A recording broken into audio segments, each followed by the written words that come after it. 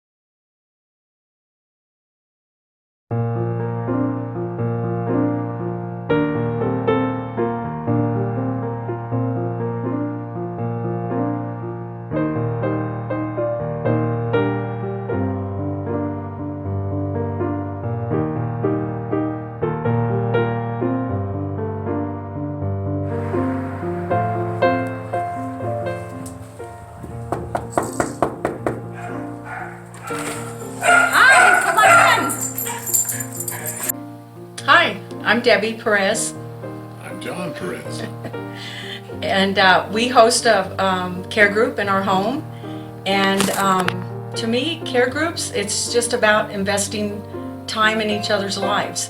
And I don't think John and I would be hosting a care group if it hadn't been for about 40 years ago when other Christians who were obedient to the Lord and wanted to share the gospel outside of church invested in us, in me. I was working at New Mexico State, and a Christian worked in our office, and she opened up the lunch hour to have a Bible study to anyone who wanted to come. So she took the time out of her lunch hour to do that. And then I was saved through the book of Romans. And from there, we started going to church. I dragged John along with me. And we had Patrick, he was about 2.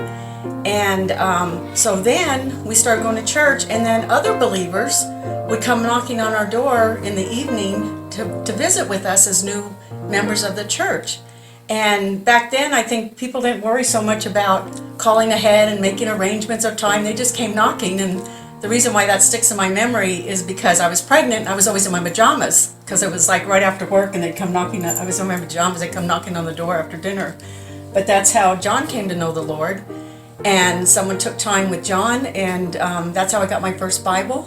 So really, our testimony is about people investing time in Our small us. group fellowships, that's a lot that we did a lot of when we lived in Globe, Arizona, and we lived in Las Cruces.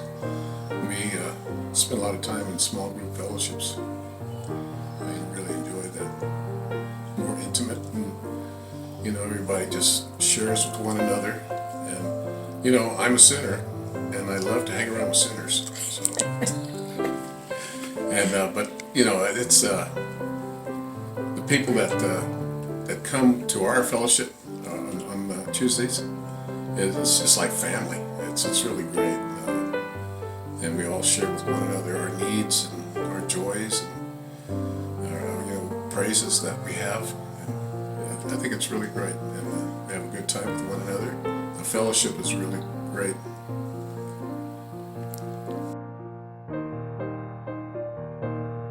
So I'm Debbie, and this is John, and we would love to have anyone to come join us on Tuesday. So You're please welcome to come. Yes.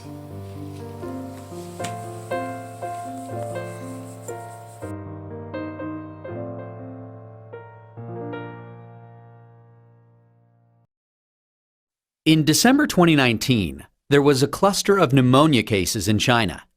Investigations found that it was caused by a previously unknown virus, now named the 2019 novel coronavirus. In this video, we'll take a quick look at what's currently known about the virus. Keep in mind that this is a new virus, and what's known about the virus now might change in the future. Coronaviruses are a large group of viruses. They consist of a core of genetic material surrounded by an envelope with protein spikes. This gives it the appearance of a crown.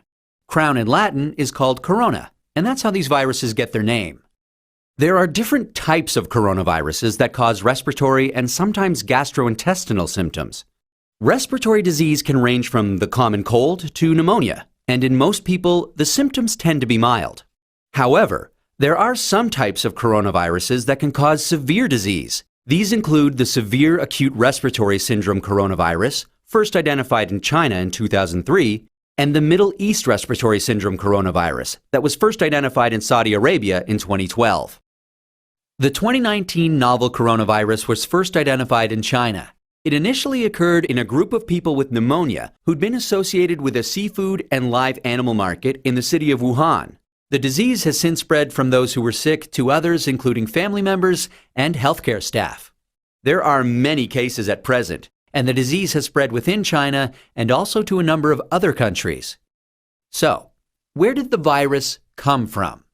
It's known that coronaviruses circulate in a range of animals. Sometimes these viruses can make the jump from animals to humans.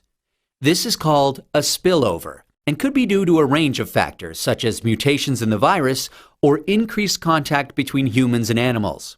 For example, MERS-CoV is known to be transmitted from camels and SARS-CoV from civet cats. The animal reservoir of the 2019 novel coronavirus is not known yet. How is it transmitted? The exact dynamics of how the virus is transmitted is yet to be determined. In general, respiratory viruses are usually transmitted through droplets created when an infected person coughs or sneezes, or through something that has been contaminated with the virus. People most at risk of infection from the novel coronavirus are those in close contact with animals, such as live animal market workers, and those who are caring for people infected with the virus, such as family members or healthcare workers. So, how does the disease present? Well, from what is known so far, there can be a number of symptoms ranging from mild to severe. There can be fever and respiratory symptoms such as cough and shortness of breath. In more severe cases, there's been pneumonia, kidney failure, and death. The mortality rate is not known yet. How can we tell whether someone is infected? The infection can be diagnosed by a test called PCR, or polymerase chain reaction. This test identifies the virus based on its genetic fingerprint. There's currently no specific medication for the virus, and treatment is supportive care. There's currently no vaccine to protect against the virus. Treatment and vaccines are in development. How do we prevent transmission of the virus?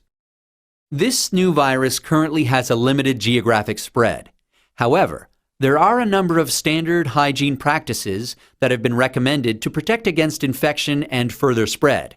These include covering your mouth and nose when coughing or sneezing with a medical mask, tissue, or flexed elbow, avoiding close contact with those who are unwell, the appropriate use of masks and personal protective equipment, especially in a healthcare setting, washing hands regularly with soap and water or alcohol-based hand rub.